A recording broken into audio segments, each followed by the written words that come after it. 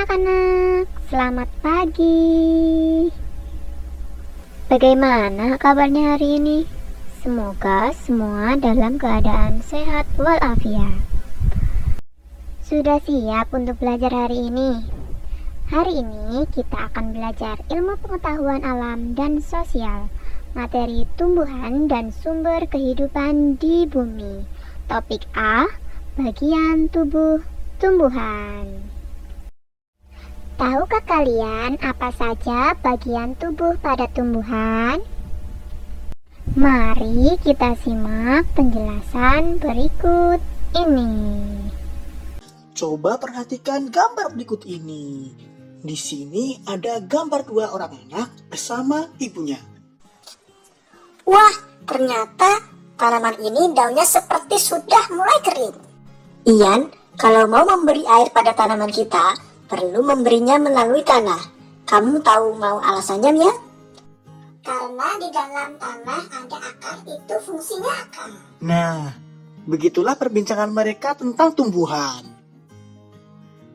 Seperti manusia yang mempunyai tangan dan kaki, tumbuhan juga memiliki anggota tubuhnya. Setiap anggota tubuh memiliki fungsinya masing-masing yang bertujuan untuk memenuhi kebutuhan tumbuhan untuk bertahan hidup. Seperti akar yang berfungsi untuk menyerap air dan tanah, lalu apa saja bagian tumbuh-tumbuhan? Apa fungsinya masing-masing? Yuk kita belajar bersama-sama. Let's go! Bagian tubuh tumbuhan dan fungsinya. Sama seperti anggota tubuh kita, bagian tubuh tumbuhan juga memiliki peran dan fungsinya masing-masing. Daun. Fungsi daun yaitu untuk tempat tumbuhan membuat makanan. Makanan ini dibutuhkan agar tanaman bisa tumbuh. Buah.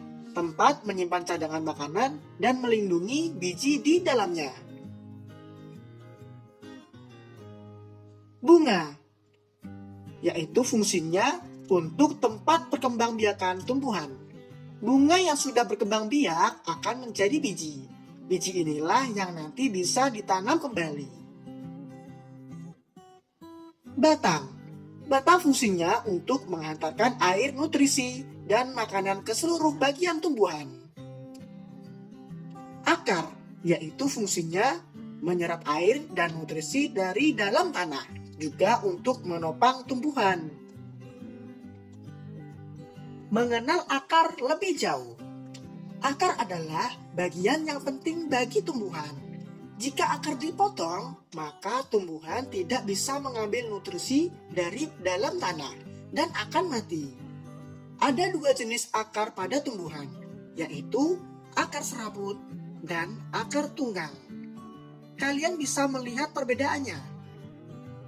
Yang pertama, akar tunggang. Akar tunggang memiliki akar utama dari pangkal batang. Dan pada akar utama tumbuh akar cabang yang ukurannya lebih kecil. Yang kedua, akar serabut. Akar serabut biasanya terbagi menjadi akar-akar cabang yang ukurannya lebih kecil.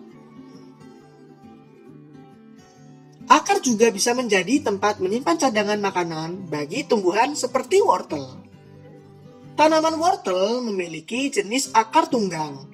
Tanaman ini menyimpan cadangan makanannya di dalam akar. Jadi, jika kalian memakan wortel, sebenarnya kalian memakan akar loh. Lalu, bagaimana jika cadangan makanan disimpan di akar serabut? Jadinya akan seperti tanaman singkong.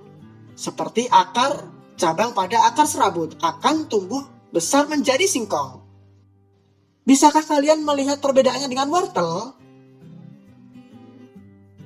Cadangan makanan yang tersimpan dan membesar ini bisa kita sebut sebagai umbi. Wortel dan singkong adalah contoh umbi akar. Kentang dan ubi jalar adalah contoh umbi batang.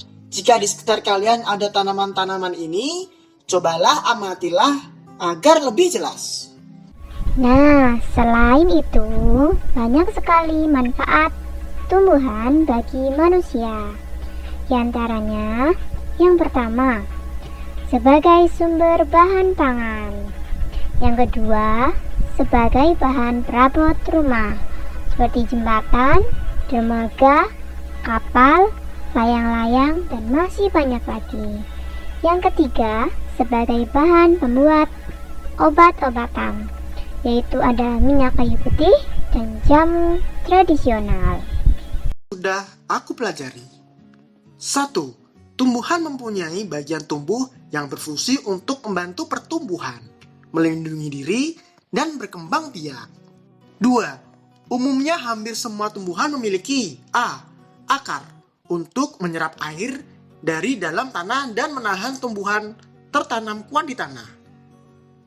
B. Batang untuk menyalurkan air dan memakan ke seluruh bagian tumbuhan. Batang juga membuat tumbuhan dapat berdiri kokoh. D. Daun sebagai tempat menghasilkan makanan. 3. Bunga berfungsi sebagai alat perkembangbiakan tumbuhan. 4. Buah merupakan hasil perkembangbiakan tumbuhan. Pada buah terdapat biji yang diselimuti daging. Nah, itulah materi yang dapat kita pelajari pada hari ini. Semoga setelah mendapatkan penjelasan, kalian menjadi lebih paham ya, apa saja bagian tubuh dari tumbuhan, serta apa saja fungsinya. Cukup sekian pembelajaran hari ini, sampai jumpa di pembelajaran berikutnya.